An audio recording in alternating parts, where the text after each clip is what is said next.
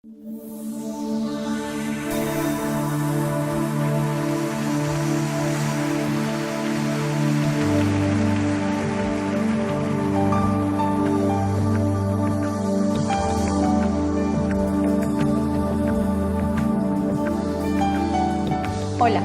bienvenidos a La Verdad Presente. Estamos en la temporada sobre la familia y los desafíos de nuestros tiempos. El programa pasado estuvimos hablando sobre los peligros del yugo desigual. Hoy consideraremos el perfil de la persona con la cual un creyente debe casarse. Pablo, bienvenido. Hola Lina, ¿cómo has estado? Muy bien, gracias. Me gustaría iniciar preguntándote qué dice la palabra sobre este tema que vamos a considerar hoy. Bueno, la palabra habla muchos asuntos, pero yo quiero comenzar desde un asunto que se encuentra en el Antiguo Testamento y es acerca no solo del cónyuge, sino de la familia del cónyuge. Cuando Abraham manda a uno de sus siervos a traer una esposa para su hijo Isaac, él una de las cosas que le dice es que deba ser de su parentela. Entonces, ¿eso cómo se puede aplicar para nosotros en nuestros días? Como un consejo, pero ciertamente no siempre se puede aplicar, pero sería lo ideal, es que cuando tenemos un cristianismo de segunda generación, o sea, donde ya hay familias cristianas que han educado hijos cristianos, lo ideal sería que cuando yo piense en mi cónyuge, piense en una persona que ha sido formada en un hogar piadoso. Porque definitivamente el hogar marca a los hijos. Entonces, la influencia de los padres, la influencia de la palabra, la influencia del ejemplo, de la piedad en el varón, de la piedad en la mujer, va a hacer que los roles en el hogar sean muy entendidos por el niño desde sus primeros años. Y también lo contrario, así como la piedad influencia a las personas, la impiedad también.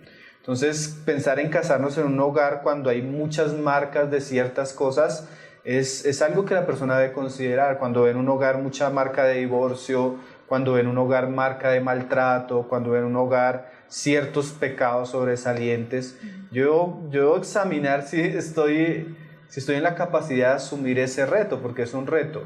Uno es un reto y el otro sería lo ideal. Lo ideal sería encontrarnos con un cristiano que haya sido formado en un hogar cristiano, y el reto sería de pronto que tal vez el Señor permita la otra opción, pero tiene sus desafíos. Además, cuando una persona se casa a la otra, no solo se está casando con ella, sino se está uniendo a una familia. Entonces tiene que asumir todas las circunstancias que trae la familia, los desafíos que trae la familia. Entonces a veces nosotros como que dejamos esto de últimas, nos enfocamos solo en la persona, pero no nos enfocamos en el contexto. Y debemos de pronto, cuando tenemos en nuestro corazón crear un perfil acerca de con quién me debo casar, yo debo considerar también la familia. A veces llegan los cristianos a contarnos que sufren mucho con la suegra, con el suegro, y la pregunta es, bueno, ¿pero los conociste cuándo? Muchas veces el cónyuge o la pareja llega a conocer a los suegros ya cuando van a proponerse matrimonio, pero no, lo ideal es que si pudiéramos casarnos con cristianos que tienen un hogar cristiano de piedad, de ejemplo, eso va a ser una bendición para nuestro propio hogar. Pablo, pareciera que esto es un proceso que requiere tiempo, o sea, Sí. que es una decisión que no debe ser apresurada porque hay muchos aspectos a considerar. Ok, entonces en ese sentido, para las personas que nos están oyendo en este instante, donde tú expones una situación ideal, pero expones otra como reto, es bueno aclarar que Cristo igual, pues, le enseña, digamos, a ese nuevo creyente que no es de segunda generación, sino de primera generación, a qué se espera del rol que debe cumplir, ya sea hombre o ya sea mujer. Sí, el que no tuvo esa oportunidad, bueno, el Señor puede hacer nuevas todas las cosas, puede romper todos esos parámetros que traíamos de nuestro hogar y puede hacer algo nuevo. Lo recomendable, y a veces se lo hablamos a los hermanos, es que ellos puedan crecer en su fe y en el ambiente de la iglesia cerca a buenas familias. Eso también es bien importante, porque yo aprendo mucho del ejemplo y de lo que veo.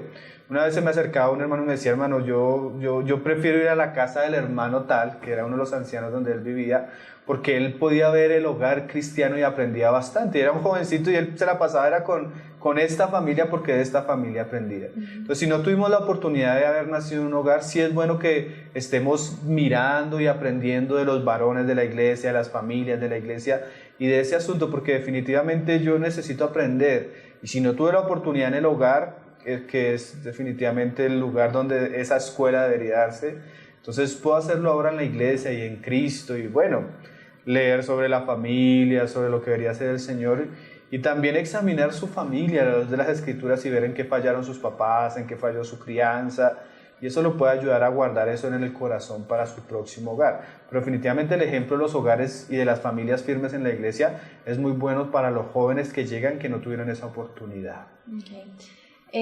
Aparte de la familia, ¿qué otros aspectos se debe considerar del cónyuge cuando la persona busca casarse? Yo quisiera, antes de salir de la familia, resaltar otro aspecto que a veces tampoco se tiene en cuenta y es muy importante. Sí. Quiero leerte un pasaje antes de decirte cuál. El pasaje es ahí en Primera de Juan.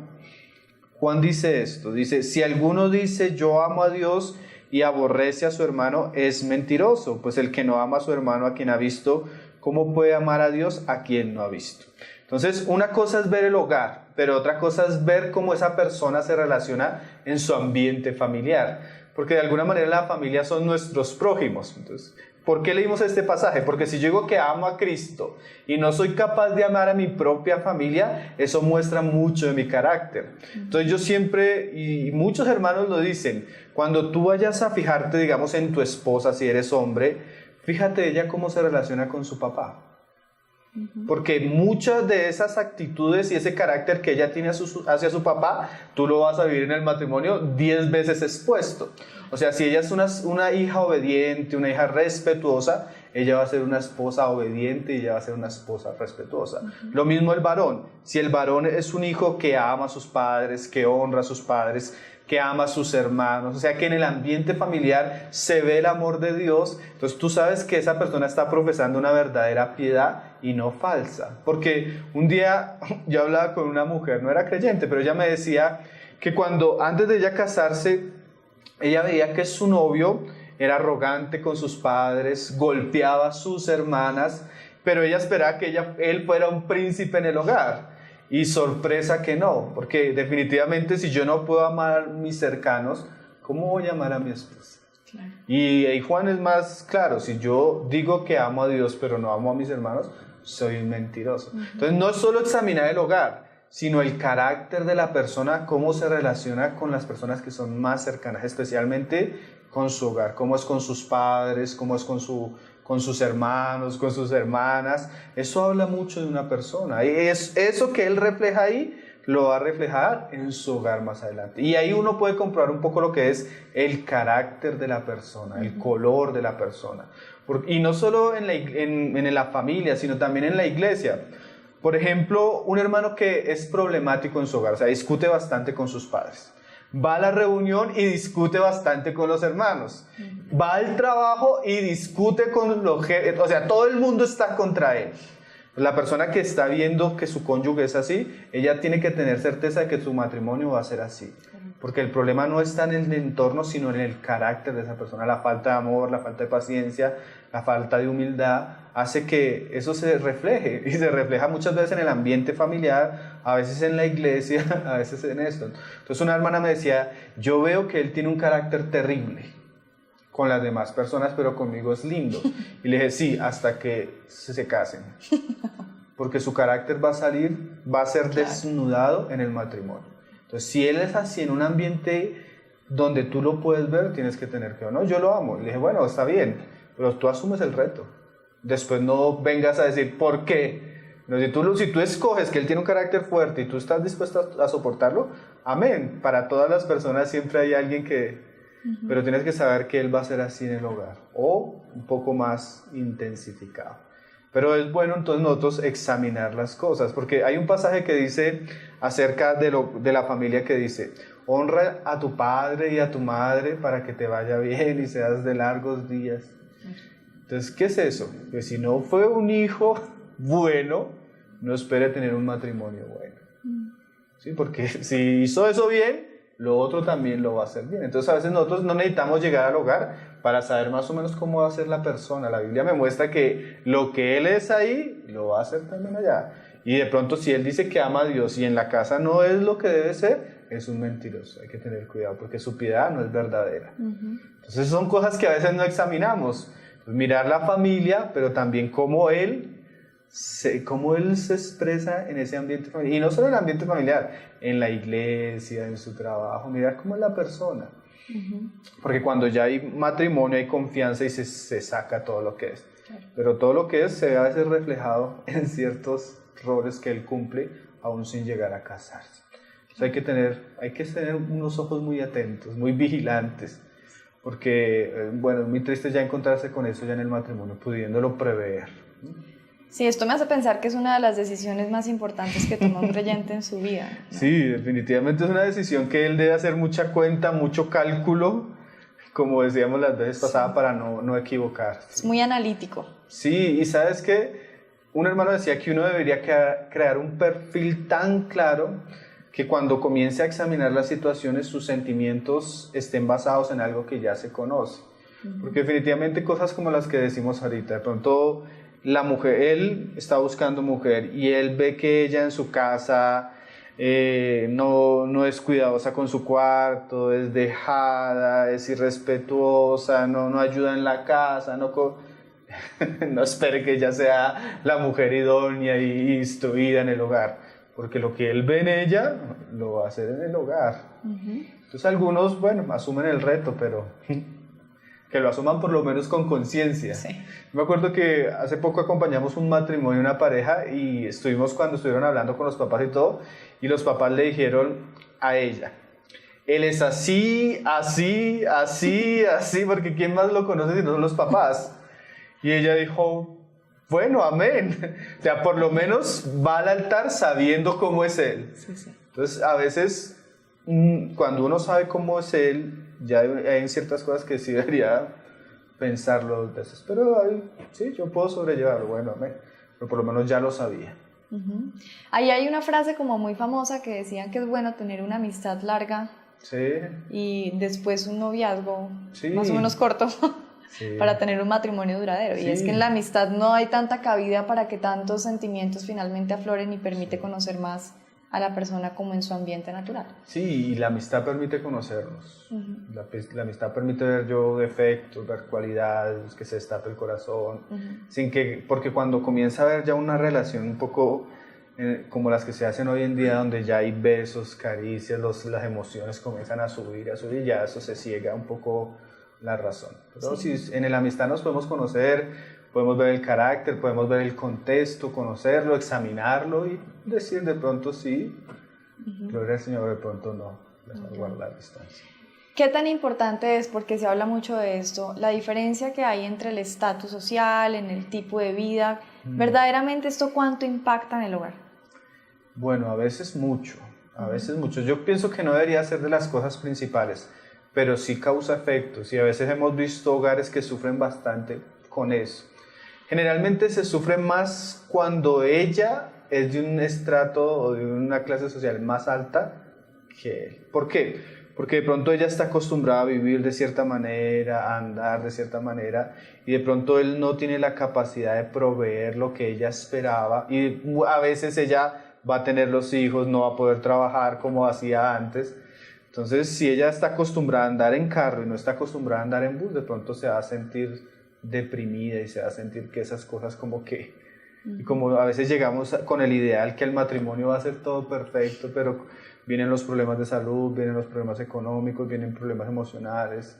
Entonces, muchas de esas cosas, sumándole de pronto a eso, a escasez, a falta de trabajo, eso puede hacer el ambiente bien difícil. Yo he visto hogares de mujeres frustradas porque ellas vivían un estilo de vida muy alto, y en rebeldía sus papás se casaron con él y él no las pudo mantener como ellas querían, y pues no se divorciaron, pero vivieron amargadas. Entonces, aunque esas cosas a mí no me parecen tan importantes, en la práctica sí deben de sopesarlas. Entonces yo le digo a los hombres: mire, una mujer que usted tenga la capacidad de mantenerla y de darle lo que ella espera de un hombre, porque si usted no lo puede hacer, ella se va a sentir muy frustrada. Y es que la Biblia dice que el soltero se ocupa de las cosas de Dios, pero el varón se ocupa de las cosas del mundo y de darle contentamiento a ella. Entonces, si ella de pronto tiene un estilo de vida que él no puede, pues no deberían arriesgarse, porque es que eso, donde la película de Hollywood, donde ella era una princesa y se encontró con en la práctica no es tan real.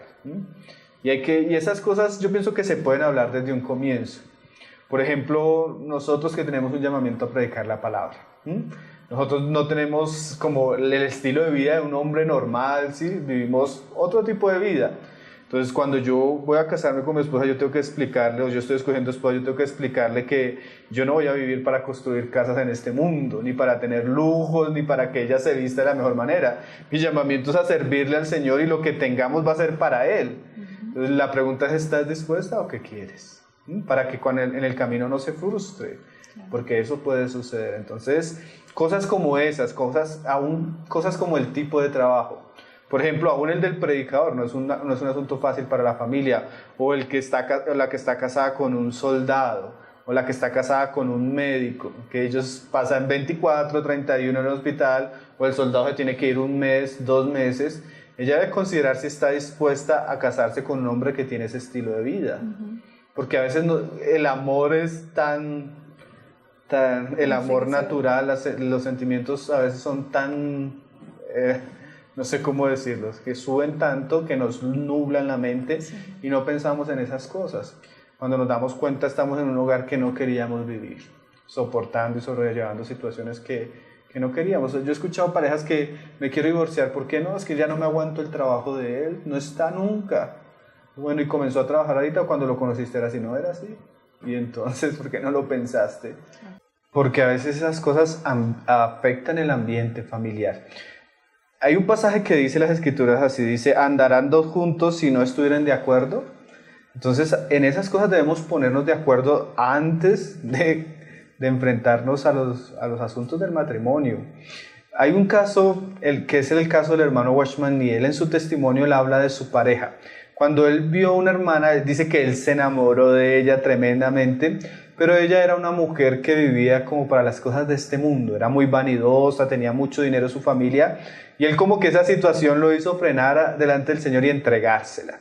Ella salió un viaje creo que a estudiar, pero cuando ella regresó ya no era la misma. Aunque era de la misma familia, sus ideales, sus motivaciones cambiaron. Cristo comenzó a llenar su corazón a tal punto que ella ya no le preocupaba tanto eso. Entonces él entendió que realmente esa era la mujer de su vida, porque Dios hizo una obra para que ella de alguna manera pudiera ser una ayuda y no se volviera algo problemático. Porque esas cosas se pueden volver problemáticas. Si yo quiero servirle al Señor, pero la otra persona quiere tener cosas de este mundo, o le gusta más viajar, pasear, descansar, que el servicio, que la fe, eso va a ser, aunque sean creyentes ambos. Entonces, es bueno que se piense de pronto una persona que vive en la misma condición social, o que esté dispuesta desde un comienzo a ponerse de acuerdo en esas cosas. Y no solo eso, hay cosas que a veces uno no piensa, por ejemplo, la salud. Una vez yo escuchaba el caso de un hermano que él se enteró que su cónyuge tenía una enfermedad muy difícil siendo novios. Y él dijo, amén, yo asumo esa carga. Y lo ha asumido y el Señor les ha ayudado. Pero muchos piensan que la salud o ciertas enfermedades no van a ser un conflicto, pero tú tienes que lidiar con la enfermedad de la persona, con todo lo que eso implica. Entonces, si yo conozco a mi cónyuge y sé, pues yo debo ponerle en una balanza si estoy dispuesto a esas cosas, ¿no? Cuando no se sabe, porque a veces también no se sabe, que se casan y ya con el tiempo se dan las cosas. Bueno, pero en la medida que yo pueda mirar, examinar el perfil, las situaciones y poner una balanza, si yo estoy dispuesto a ir, pues sería lo mejor. Es que a veces uno va con mucho afán. Entonces, estas cosas no se analizan, pero lo ideal sería que pudiéramos examinarlas y meditarlas. Así es. Bueno, ya ven que el tema se está poniendo cada vez más interesante.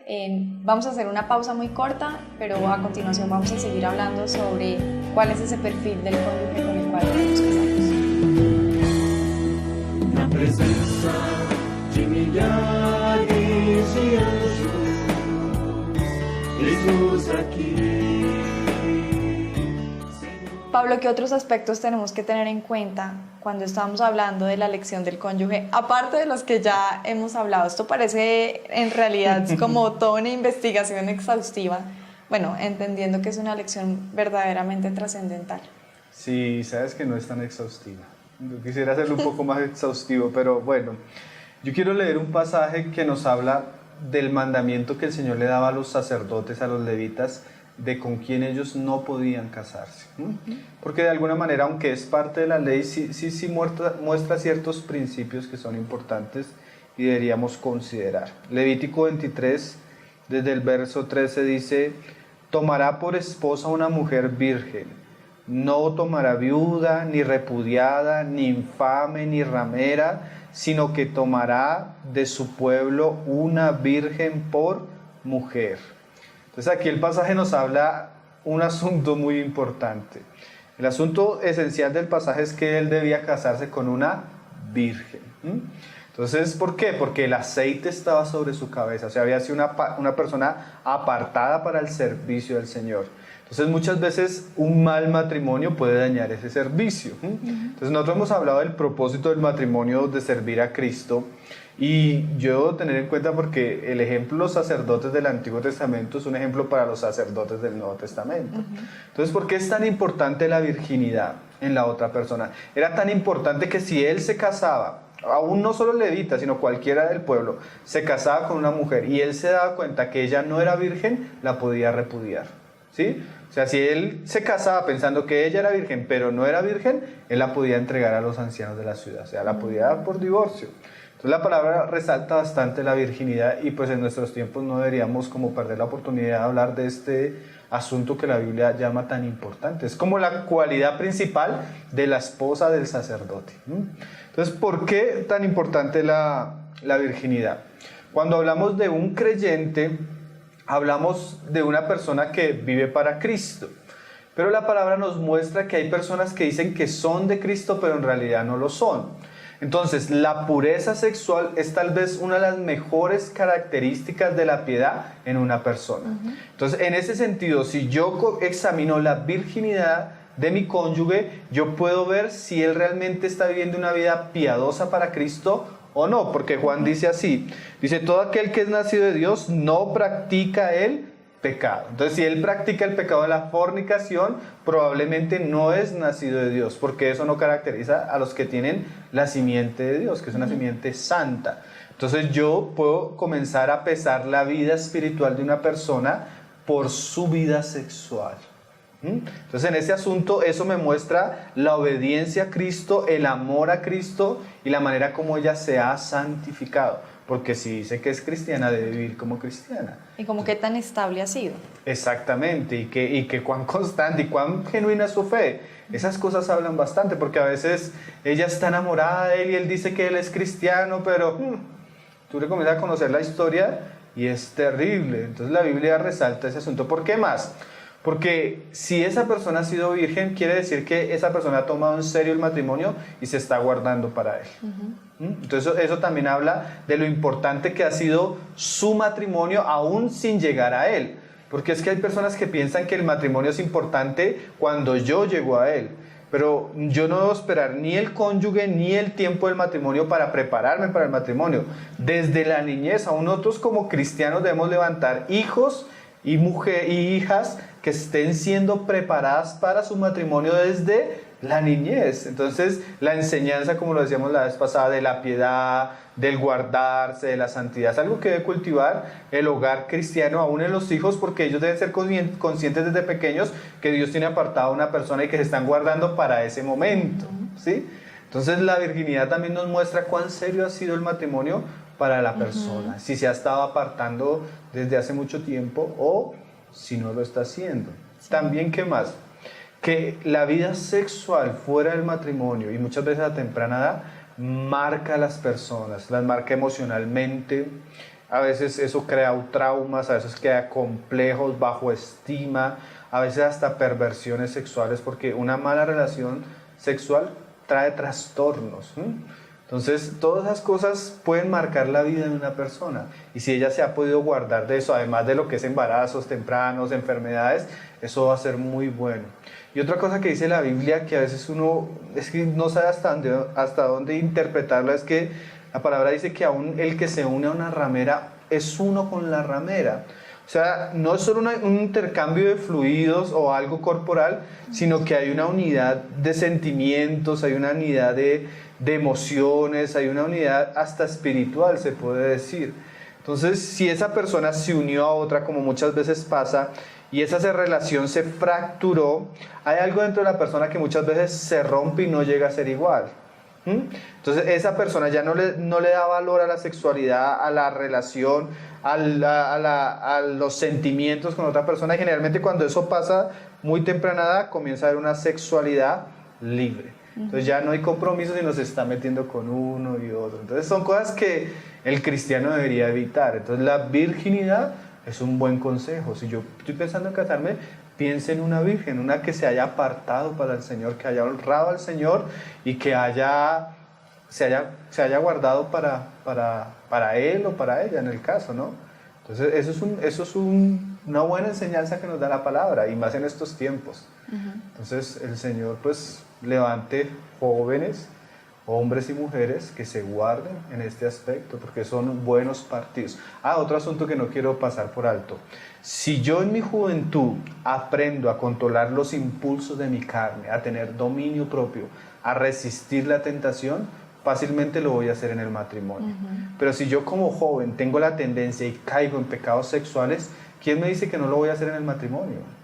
Porque ese es otro error que a veces los hombres piensan, o las mujeres, que si yo ya tengo una pareja donde voy a disfrutar mi sexualidad, ya no voy a tener tentaciones, y mentiras.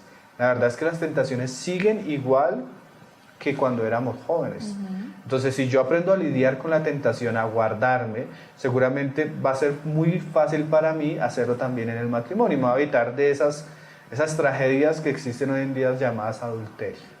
Entonces, la virginidad es un asunto importante a considerar también en el cónyuge, cuando se puede, pero sería lo ideal. Si yo tengo la oportunidad de orar, y yo he conocido hermanos que oraban así: Señor, yo quiero una mujer virgen apartada para ti. Y sí, así fue, el Señor se los concedió.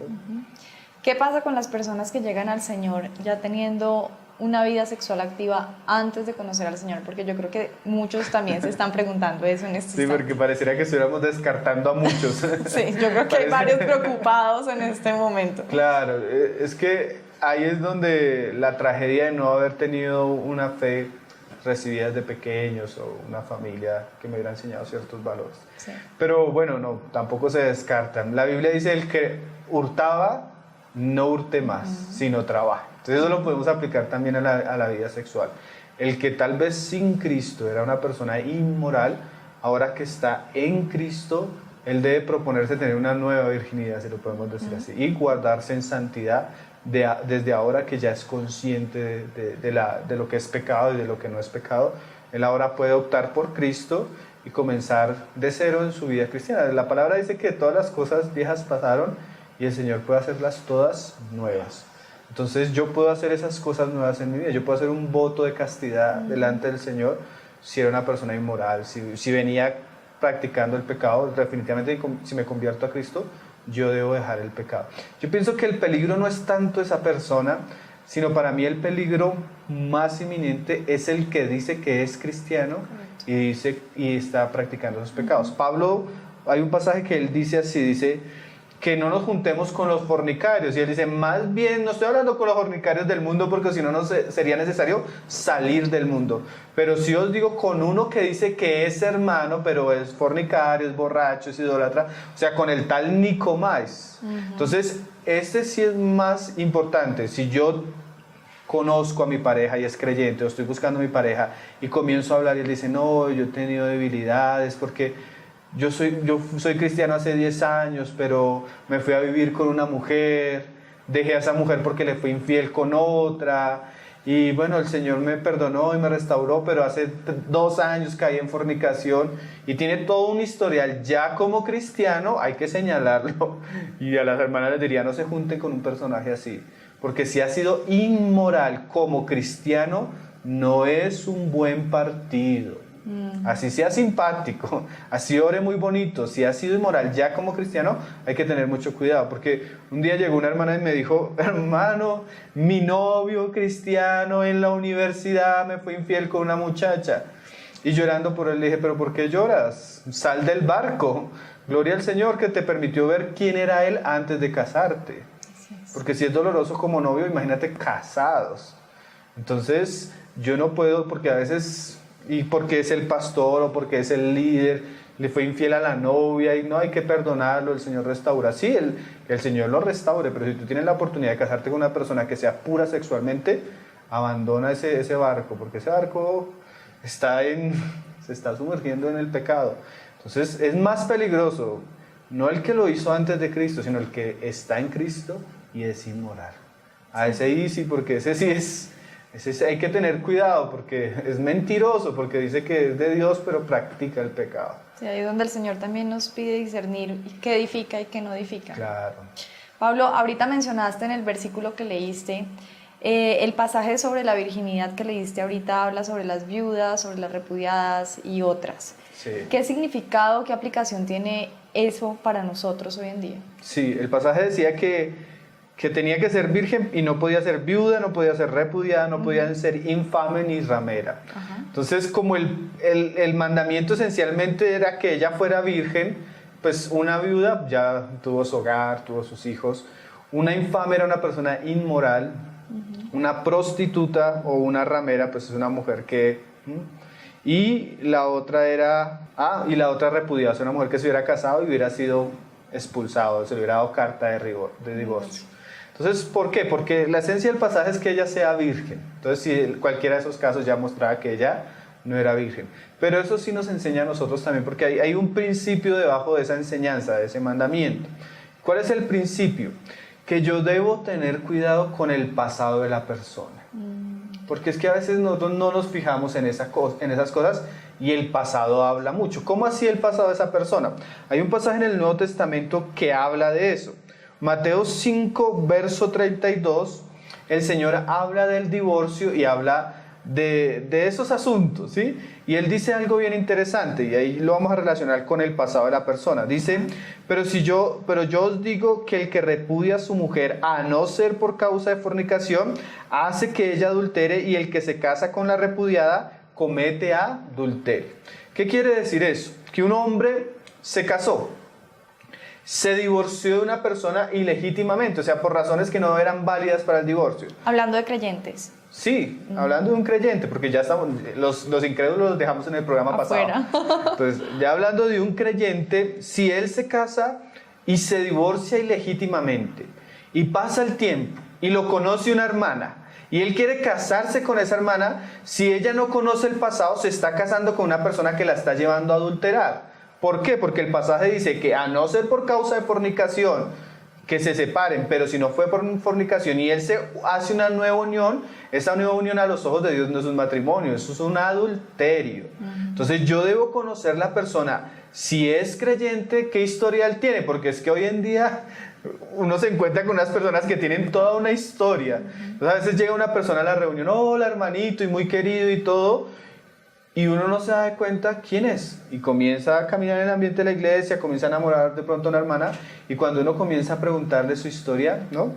2 divorcios, hijos, esto, y tú comienzas a mirar que es una persona que no da para un nuevo matrimonio, que su pecado su pasado no le permite. Entonces, si bien en nuestro tiempo es permitido de pronto, si una mujer se muere, que se vuelva a casar, ¿sí? O sea, aún la viuda puede volverse a casar, aún la divorciada puede volverse a casar, pero ¿cómo se divorció? Porque a veces nosotros vamos a llegar a una relación y bueno, y esta persona, ¿sí? Porque a veces hay muchos casos de esos. Entonces hay que ver cómo fue el contexto. Y a veces las personas cuentan las cosas a medias. A veces conocemos el caso de el pastor. El pastor está predicando y se le acerca, oye hermano, ese pastor donde ustedes se reúnen predicando, y yo conozco a la exesposa, y la exesposa es cristiana y tiene hijos creyentes, y el hombre abandonó a la exesposa, ni se divorció, y se juntó con otra hermana, y ahora tiene un hogar y sirven al Señor. Y cuando tú comienzas a mirar la historia, es un hombre que está en pecado. Y a veces no tenemos en cuenta el pasado de las personas. Entonces, este pasaje yo lo aplico más para conocer la historia de las personas. Y como me decía el hermano, y yo dije, pero él contó algo de su historia, la contó a medias. Pero si nosotros tenemos comunión con Dios, debemos andar en luz. Entonces sí se puede restaurar, como decíamos, porque tampoco queremos sesgar a todas las personas que tienen un pasado difícil. Claro. Pero esa persona que viene con un pasado difícil debe llegar a la iglesia, y lo más sano debería decir, yo viví esto, yo hice esto, estoy en esta situación, hermanos. Así Cristo me perdonó y me recibió. Ustedes me reciben, y pues claro que la iglesia lo va a recibir, pero la iglesia lo recibe, pero conoce que Él está en luz. ¿Por qué? Porque Él no esconde su pecado. El que esconde el pecado es el que no alcanza misericordia. De hecho, ese es un síntoma de verdadero arrepentimiento. Sí, definitivamente. Y también es un síntoma peligroso el que no confiesa el pecado. El que se destapa dice está en luz, pero el que oculta cosas es peligroso. Entonces, ¿por qué se divorció? No, ni siquiera se ha divorciado, ni siquiera está buscando esto. ¿Por qué vivió así? ¿Qué hizo? Entonces, a veces hay que tener en cuenta el pasado de las personas, porque hay personas que tienen un pasado que no les permite ni siquiera tener un nuevo matrimonio. Y a veces nosotros tenemos una falsa noción del amor. Y sí, Dios perdona, Dios salva, sí, pero una cosa es que Dios perdone, Dios salve, a otra cosa es que permitamos un matrimonio de esos entre nosotros, sabiendo que es un adulterio delante de Dios. Entonces hay que tener cuidado con el pasado de las personas. El otro caso, no solo ver el pasado, sino que yo pienso que más que impositivo el mandamiento, es un mandamiento que guardaba el sacerdote para su oficio, como decía ahorita. ¿Por qué? Ponte tú a pensar, y es que a veces nosotros no pensamos esas cosas. Lo mejor para el sacerdote y su ministerio sería una virgen. ¿Por qué? Por ejemplo, en el caso de la mujer que es viuda. La mujer que es viuda no pecó, se le murió el marido, ya no tiene la culpa. ¿Sí? Y hay cosas que a veces nosotros hicimos sin Cristo y llegan personas que sin Cristo, con un pasado, pero que es un pasado que no es pecaminoso, sino fueron las circunstancias, digamos. Pero el sacerdote casarse con esa mujer implicaba casarse con ella y seguramente con los hijos que traía ella. Entonces, para su camino sería mucho más fácil la virgen. Entonces, hay cosas que son permitidas, que me son lícitas, pero que no me convienen, ¿sí? Entonces, es otra cosa que yo debo saber. La persona tiene este pasado por las cosas que haya sido, no es un asunto ya de pecado, sino se dieron las cosas así, llega así, sí. Y yo cuando estoy pensando relacionarme con ella, yo digo, bueno, no es pecado, ella puede volverse a casar, un ejemplo, pero ¿será que me conviene? ¿Cuánto me conviene? Entonces, por ejemplo, nosotros hablábamos una estadística en Estados Unidos, que yo creo que eso no lo mencioné la vez pasada del libro que esta mujer escribió sobre familia adoptiva.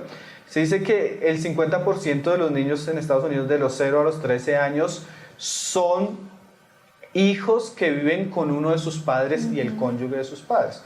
O sea, la mayoría de familias en Estados Unidos, la mitad de las familias de Estados Unidos son familias adoptivas. O sea que los hijos no son de los ambos padres. Y le hacen una pregunta a los padres que están en esa situación si lo volverían a hacer y la mayoría dicen no. ¿Por qué? Porque es permitido, pero a veces no es tan fácil sobrellevar, ¿sí? No es tan fácil sobrellevar los hijos del cónyuge, no es tan fácil, y a veces no solo los hijos, hay gente que llega con problemas económicos, hay gente que llega endeudada, en crisis, y la otra persona se casa pensando que eso es un asunto de ella, pero no es un asunto de ella. Cuando usted se casa con la otra persona, se vuelven uno. Y así mismo pasa con los hijos, no son los hijos de ella o de él. Cuando yo me caso con la otra persona, esos hijos se vuelven mis hijos. Y yo tengo que amarlos y educarlos, y yo debo saber que no son mis hijos naturales. Entonces no va a ser tan fácil como si fueran mis hijos naturales. Entonces, en asunto de que si se puede o no se puede, sí, muchas veces sí se puede. Pero lo que hay que pensar es, ¿cuánto me conviene? Entonces mi esposa decía una frase en estos días que era chistosa, y decía, para esos asuntos hay muchos mártires. O sea, hay muchos que están en la capacidad y en el amor para tomar ese desafío. Sí. Y está bien, solo que deben saber que no va a ser fácil. O sea, si yo necesito amor para amar a una mujer, eso ya es un desafío. Pero si tengo que amarla con 2 hijos, claro, con un pasado que a veces tengo que relacionarme con el exmarido, el papá de los niños y todo ese, como dicen en un lugar por donde nosotros vamos, todo ese chicharrón, y tengo que lidiar con eso, pues lo ideal no sería eso. Lo ideal sería que pudiéramos casarnos con personas vírgenes, ¿sí? Que no tengan esos problemas del pasado. Pero bueno, si hay mártires para esos casos, el Señor los ayude y les dé doble porción de su amor, doble porción de su paciencia y les ayude. Es un desafío, hay gente que lo ha asumido y el Señor les ha ayudado, pero me es lícito, pero a veces no me conviene tanto. Entonces, en esos casos yo pienso que el pasaje nos habla un poco de ese pasado, que a veces nosotros no tenemos en cuenta. Me parece importante resaltar eso, porque muchas personas de hecho se escudan en el hecho de decir que el pasado no importa, que porque el Señor restaura todas las cosas. Y si bien lo que entiendo de lo que dices es que el Señor restaura, analizar el pasado y el comportamiento sí da luz sobre qué tipo de persona pues va a ser la persona con la cual yo voy a casarme. Claro, porque es que muchas veces los problemas son de que eso fue usted, eso es no, ya en el matrimonio es solo una sociedad donde solo hay una unidad, ya no es ella y yo, sino juntos en la economía, juntos en el hogar, juntos los hijos. Correcto. Y bueno, el Señor le ayuda a las personas que han tomado ese camino, pero no es un camino fácil, o sea, incrementa los desafíos. Lo ideal sería, pues la palabra enseña cosas para que nosotros pues tengamos una vida un poco más tranquila. Algunos ya pues por todo lo que hicimos no es tan fácil, pero bueno, el Señor nos ayuda también, pero hay que considerarlo, ponerlo en la balanza, porque muchas veces ya cuando comienza en el hogar, pero usted, pero ¿acaso no lo conoció así? Usted tomó es un reto. Entonces, a veces las personas asumen el reto, pero no son conscientes de que el reto va a implicar mucha presión. Entonces, si lo van a hacer, pues por lo menos sean conscientes. Háganlo con plena voluntad y oren a Dios para que lo ayude, porque van a necesitar la ayuda del Señor. Correcto. Entonces, en este caso, yo pienso que también el mandamiento es muy aplicable en nuestros tiempos. Que no sea esto, preferiblemente, que no sea esto y que no sea esto. Lo ideal sería una virgen. Recuerden que pueden enviar todas sus preguntas a tesorosverdadpresente@gmail.com o al grupo en Facebook Tesoros Verdad Presente. Vamos a una muy corta pausa y vamos a culminar nuestro programa con la siguiente sección. Na presença de milhares de anjos, eis-nos aqui. Viene una pregunta que yo creo que todos ustedes se han estado preguntando hasta el momento. Pablo, ¿dónde quedan los sentimientos en todo esto? Los sentimientos son parte integral del ser del hombre, o sea, nosotros no podemos sacarlos de la ecuación. Es más, nunca le diríamos a un cristiano que vaya a casarse sin sentimientos, deben haber sentimientos. Pero debemos saber que ellos tienen un lugar, o sea, ellos no pueden ser los que gobiernen el asunto. Cuando ellos gobiernan el asunto es muy peligroso. Jeremías 17:9 dice: engañoso es el corazón más que todas las cosas y perverso, ¿quién lo conocerá? O sea, la palabra que nos dice Jeremías sobre el corazón es muy alarmante. Es engañoso, es peligroso y nadie lo conoce. O sea que mis sentimientos y lo que a veces pasa en mi corazón es algo que no es confiable ni es seguro. Entonces debe haber otros asuntos que gobiernen para que los sentimientos sean controlados y dirigidos. Por eso estamos hablando lo que estamos hablando, porque si yo tengo una buena base en la palabra, esos sentimientos yo los puedo cultivar, pero desde que estén los parámetros bíblicos. Entonces, yo diría que lo mejor con los sentimientos es tener mucho cuidado. Yo quiero leerte un pasaje en la Biblia que es muy fuerte, pero que es la verdad de los sentimientos. Y es el pasaje de Amnón y Tamar, los hijos de David. ¿El pasaje de qué habla? Habla que Amnón se enamoró de Tamar. Entonces sus sentimientos comenzaron a crecer a tal punto que la palabra dice ahí en 1 Samuel 13, 1 y 2, en el 2 dice: y estaba Amnón angustiado hasta enfermarse por Tamar, su hermana. Entonces imagínate que él se enamoró tanto de ella, porque dice que en el pasaje anterior dice que era una mujer tan atractiva, que él se enfermó por ella. O sea, imagínate, es como esa persona que entra en un estado de depresión, o sea, incontrolable de sentimientos. O sea, era tanto que un amigo de él, al verlo, le dice: bueno, haz esto. Entonces lo que hacen es planearle una trampa a la mujer para que él se acueste con ella. Y una vez él llega a acostarse con ella, la viola, ¿sí? Hace toda una trampa, que estaba enfermo, habla con su papá, ella viene a atender al enfermo y sin darse cuenta, él lo que le había preparado era una trampa. Entonces cuando él se llega a ella, dice que inmediatamente, así como la amó, la aborreció. Entonces ese es el camino cuando los sentimientos son los que nos controlan. Podemos estar pasando de una situación de amar a una persona a odiarla. Y eso se ve mucho en el mundo. Una pareja que se ama y al otro día se están golpeando. O sea, pasan del amor al odio en un paso, porque así son los sentimientos. Los sentimientos son una balanza que no tiene equilibrio, no tiene sentido, ¿sí? Entonces, aún cuando la palabra dice que el corazón es engañoso, la palabra en el hebreo es akob, que en un sentido original significa hinchado. Y a veces el corazón puede hincharse, ¿sí? Como cuando tú te golpeas algo y se te hincha. Sí, claro. Yo puedo sentir algo como una persona y eso como que creció y es muy fuerte, pero es hinchazón. En algún momento eso va a menguar. Y yo debo saber eso en el noviazgo. En el noviazgo los sentimientos, hay momentos donde son muy fuertes, pero como que uno se casa y se acaba la hinchazón. O sea, como que los sentimientos bajan. Entonces, si yo baso mi relación en sentimientos, es un camino peligroso y que no es confiable. ¿Qué es lo mejor? Yo escogí unos pasajes como para decir lo mejor. Bueno, que hayan sentimientos, pero que haya una mente renovada por la palabra. ¿Qué es lo que estamos haciendo nosotros? Dice Pablo en Romanos 12:2. No os conforméis a este siglo, sino transformados por medio de la renovación de vuestro entendimiento. O sea, yo no voy a conformarme a la situación actual. Yo voy a hacer que mi mente sea renovada según la palabra de Dios para que yo pueda probar todas las cosas a ver cuáles son agradables. Entonces, sí, pueden haber sentimientos, pero mejor es una mente renovada por la palabra, porque eso me va a llevar a comprobar las cosas si son agradables a Dios o no son agradables. Aún mis sentimientos yo los puedo examinar a la luz de una mente renovada. ¿Qué también es mejor que los sentimientos? Una voluntad sujeta a Dios por amor. Pablo dice que el amor de Cristo me constriñe pensando esto, que si Él murió por mí, yo ahora debo morir por Él.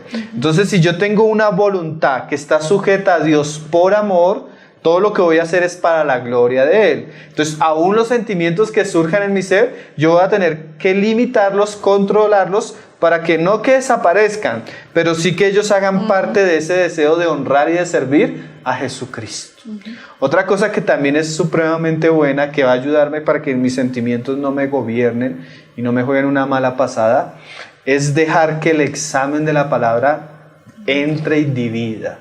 Sí, porque Hebreos dice que la palabra de Dios es una espada de dos filos que penetra y divide pensamientos, decisiones, intenciones en el corazón del hombre, y es como si estuviéramos expuestos a los ojos de aquel que debemos de dar cuenta.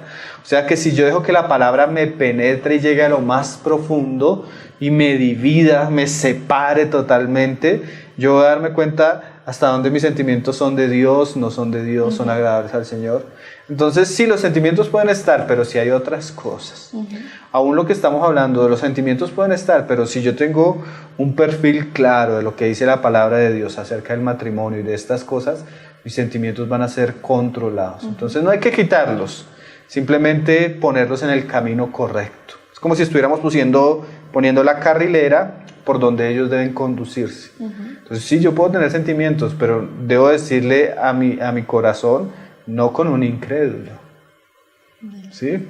Para eso estamos hablando de esto, para que mi mente tenga como una base sólida para limitar mis emociones, porque si yo las limito, ellas no van a creer. Los sentimientos son mucho más controlables de lo que nos imaginamos. Hay un hermano que dice que hay que mandarlos al asiento trasero del carro. Sí, ellos no pueden conducir. Ellos van detrás. Yo no le diría a una persona que se case sin sentimientos. Sí, claro. Pero ellos van acompañados, guiados y dirigidos por otras cosas. ¿Cómo qué? Como la mente, como la voluntad sujeta por amor a Dios y como un ser que ha sido penetrado por la palabra de Dios y examinado y probado. Entonces, Pablo, ¿dónde queda la iglesia en todo esto? La iglesia cumple un papel fundamental. Yo pienso que a veces más que la familia misma, porque como decíamos, a veces la misma familia no es creyente, no tiene piedad, no tiene temor. Entonces la iglesia cumple un papel fundamental porque ella representa a Cristo y Cristo es consejero. ¿Sí? Su nombre es consejero. Entonces, así como Él es consejero, la iglesia es consejera y acompañante en estos casos. La palabra dice que por lo menos los pastores y los ancianos velan por el alma de los hermanos y algún día van a tener que darle cuenta al Señor por lo que sucedió en el alma de los hermanos también. Entonces la palabra le dice a los jóvenes: someteos a vuestros pastores. Entonces, ¿qué tiene que hacer la iglesia? La iglesia tiene que acompañar y tiene que aconsejar. ¿Por qué? Hay un pasaje que todo el mundo conoce en Proverbios 11:14, donde Salomón dice: donde no hay dirección sabia, caerá el pueblo.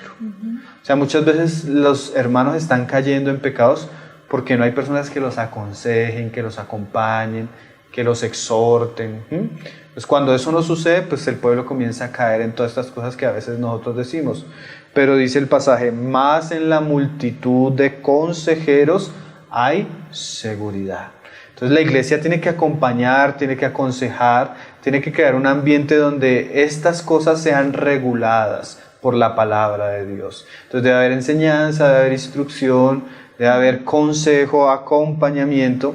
Solo que yo digo que en estos casos, especialmente en cuestiones de matrimonio, la consejería debería tener cierto color, porque yo digo que hay varios tipos de consejería. A veces la consejería informativa. ¿Qué es la consejería informativa? Que llega la pareja a decirle: hermanos, es que venimos a contarles que ya estamos saliendo, que... Entonces uno pues lo que dice es: amén, el Señor les ayude, porque lo que no están pidiendo consejos, sino están informando la situación. Hay otro tipo de consejería que es la correctiva, que ya a veces ni siquiera se informa, nos damos cuenta que está sucediendo una relación y Dios nos muestra que tenemos que intervenir porque se están haciendo las cosas mal. Esas dos existen, pero no son yo digo que no son recomendables. La verdadera consejería debería ser preventiva. ¿Qué quiere decir eso? Yo no debería ir ante los hermanos a contarles que ya tengo una relación, sino yo debería ir a los hermanos a decir: hermano, ore porque yo ya siento que estoy en la edad y hay una hermana que me parece. Ella no sabe, pero yo quiero que ustedes me acompañen. ¿Ustedes qué piensan de ella? Porque es muy difícil decirle a una persona qué piensa la otra cuando están juntos y ya llegan a informar de la situación. Claro. Pero si ellos nos dijeran: no, hermanos, que yo estoy pensando, uno les podría decir: amén, hermano, esa es una buena mujer, te conviene, es la fe que ya tienes genuina y esto. Pero también ha habido casos donde nos toca decir: no, hermana, ten cuidado, ese personaje no lo conocemos, tiene cosas raras, no tiene un buen testimonio, guárdate eso, pídele al Señor. Pero es mejor ese caso allá cuando ya hay una relación, o allá cuando están pasando cosas que uno tenga que intervenir. Es mucho más difícil. Entonces yo animo a los hermanos, a los jóvenes, a ir a los hermanos, a ir a los consejos, pero antes. Ya es muy difícil ya cuando la situación avanza o cuando ya se han tomado decisiones. Prácticamente ya el consejo no tiene la misma eficacia, ¿no? Entonces debe haber consejería. Solo que también en la consejería hay un asunto bien serio. Por lo menos yo escogí algunos casos de la palabra que uno ve más que todo en esto. Porque cuando, lo que decíamos ahorita, cuando hay emociones, cuando ya hay sentimientos, se sesgan las personas, ¿sí? ¿No? Parece que pierden el equilibrio. Entonces yo escogí algunos casos. ¿Cuáles casos? Escogí el caso de uno de los hijos de David, de Rehoboam. ¿Qué hizo este hombre? El hombre llegó a ser rey, pero no sabía cómo sobrellevar el asunto. Entonces pidió consejo a los ancianos y también pidió consejo a los jóvenes. Y a lo último escogió el consejo de los jóvenes y eso trajo una tragedia a la nación. Entonces a veces yo voy a pedir consejería, pero no voy a ir a los jóvenes. Yo voy a ir a las personas que son maduras, a las que me pueden instruir, a las que me pueden aconsejar, ¿sí? Claro. Porque ese fue el camino de Roboam. La consejería que él recibió, sí fue a la multitud de consejos, pero escogió el consejo de los jóvenes, que fue un consejo pues malo.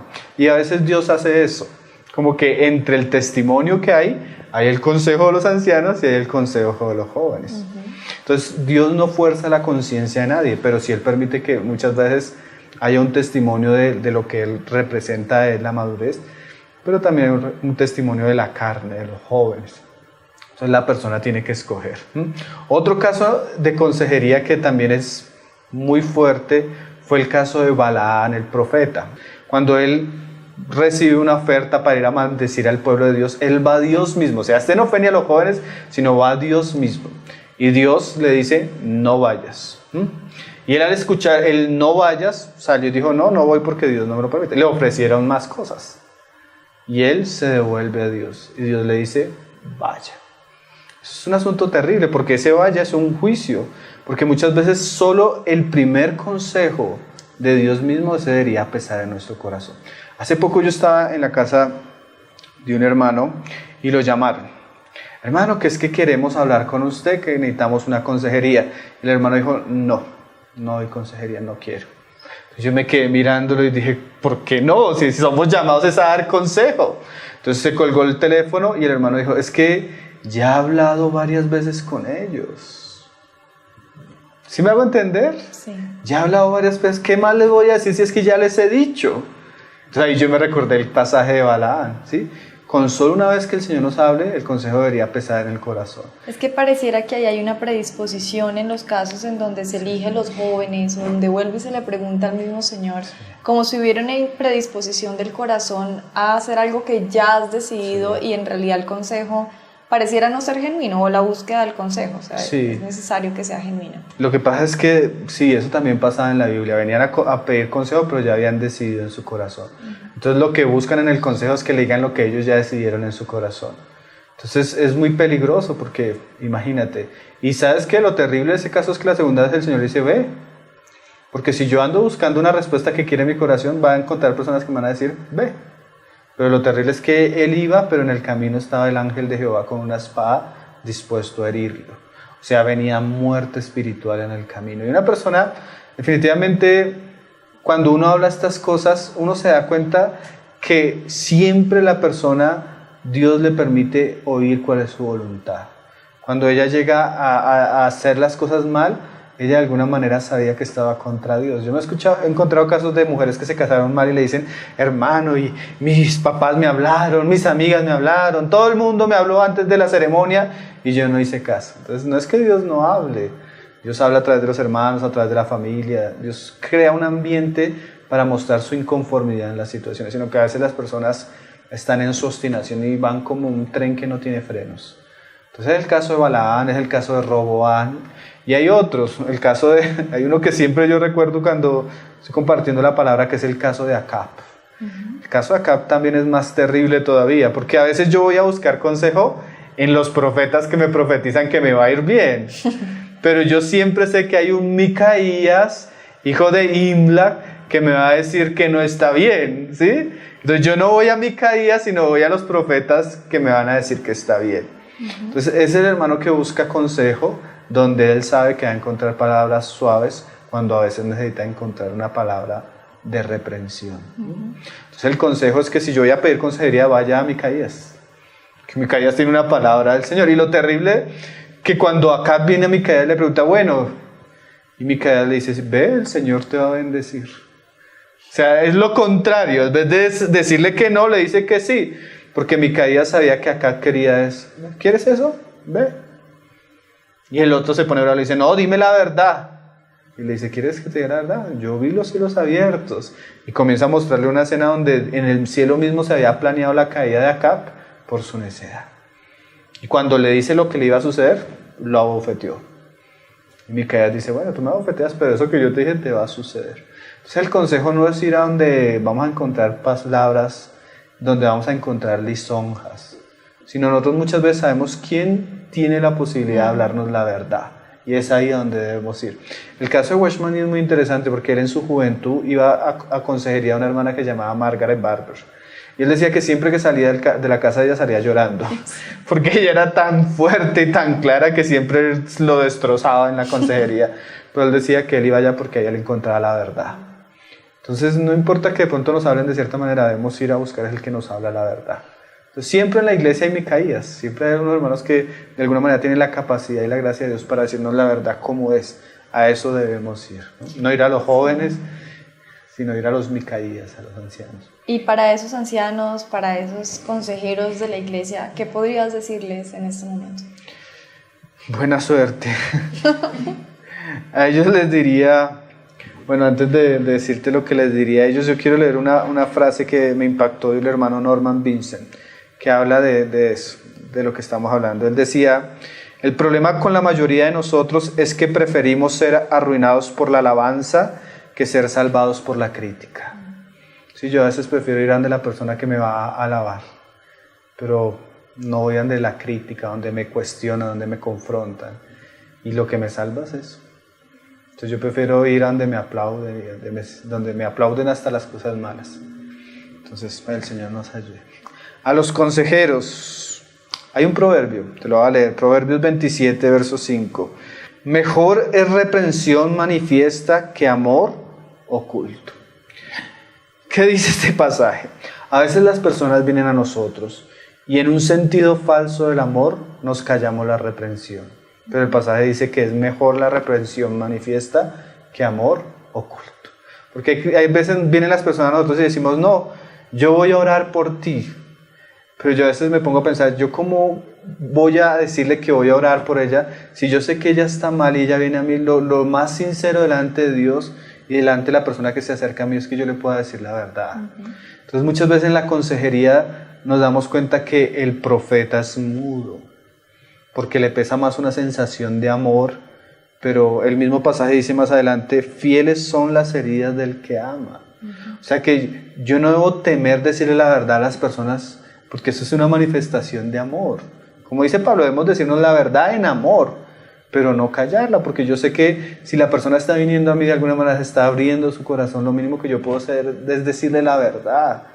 Pero hoy en día tenemos muchos temores a veces a decirnos la verdad por no herirnos, pero es mejor las heridas del que ama que los besos del que aborrece. Entonces a los que dan consejos, que sean fieles a la verdad, que amen a sus hermanos y que los puedan aconsejar de la mejor manera con la verdad, porque Pablo decía, porque es un riesgo, yo hace un tiempo me sentaba con un hombre y estábamos comiendo y él me contó su situación y yo comencé a hablarle de su situación y yo pienso que una cosa es cuando predicamos, los hermanos a veces tienen la imagen de que cuando predicamos y así somos dando consejería, pero no, es totalmente contrario.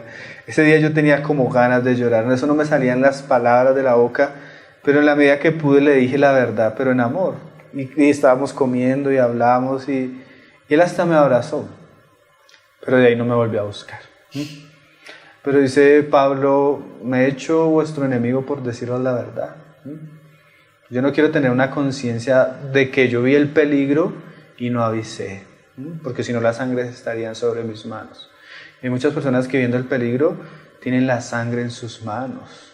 Y eso es una responsabilidad delante de Dios. Alguien me decía que una vez vinieron unas personas a pedirle consejería y él les dijo, no, yo no les voy a decir nada, lean tal libro. Y le digo yo, pero si tú sabías lo que dice el libro, lo que ellos esperan era que tú les dijeras eso, que tú sabías. No, es que yo no, a veces tenemos miedo de decir la verdad. Y pues definitivamente no hay que ser cobardes, porque el reino de los cielos no es para los cobardes. Y no es por atacar, no es por herir, no es falta de amor, al contrario, la Biblia me llama a hacerlo por amor. Entonces yo no puedo quedarme callado porque la palabra habla de los profetas así, decía, sus atalayas son ciegos, todos ellos ignorantes, todos ellos perros mudos. No pueden ladrar, soñolientos, echados, aman el dormir. O sea, yo no puedo volverme un perro mudo. Si el Señor me ha puesto a hablar, si el Señor me ha puesto a pastorear, a cuidar, yo tengo que hablar la verdad en amor. Porque eso es lo que va a salvar a las personas, ¿no? Ya que la persona escoja escucharnos o no, ya es un asunto de su conciencia, pero ya podemos decirle al Señor, Señor, yo le hablé.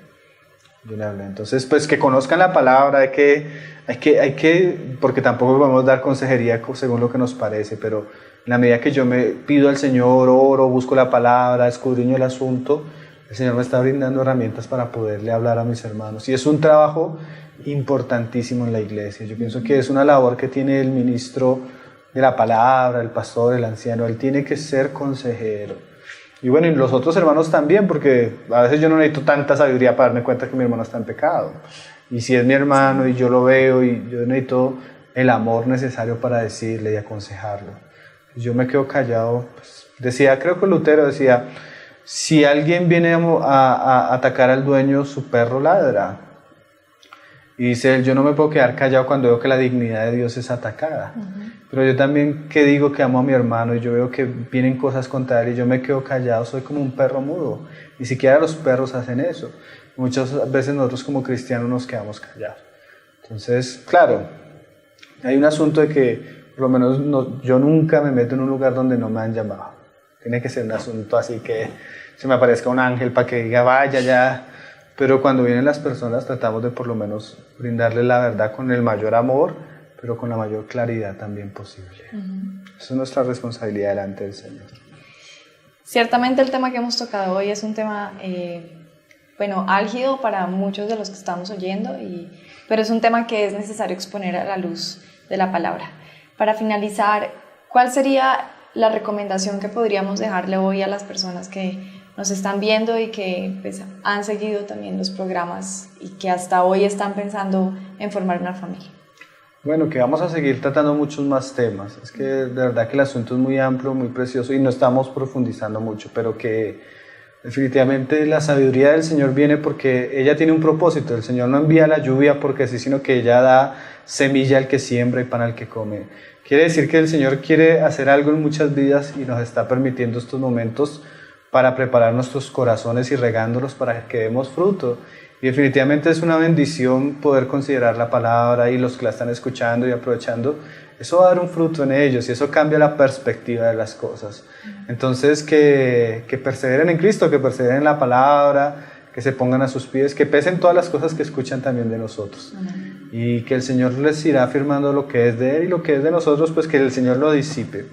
Que nuestra intención más que todo es la gloria del Señor y que la verdad del Señor corra y que muchos sean edificados. Esa es nuestra carga. Así es. ¿Y qué les dejarías de recomendado para hoy? Sí, hoy tengo un libro muy especial, muy bueno. Yo lo había leído hace algunos años, pero hace poco lo estoy hojeando y se me hizo todavía cada vez más tremendo esta vez que lo volví a leer. El libro es La familia cristiana normal de Watchman Nee. De verdad que ese libro es muy bueno, es muy claro. Hay una perspectiva un poco oriental del hermano, pero aún eso es muy bueno. Y hay que aprovecharlo en Cristo, leyéndolo a la luz de las Escrituras, examinándolo todo, reteniendo lo bueno y desechando lo que no sea. Pero hay mucho para aprovechar. Él es muy claro en cuestiones de hogar, en cuestiones aún de lo que hablamos hoy, él habla bastante, entonces se lo recomiendo. La familia cristiana normal de Watchman Nee.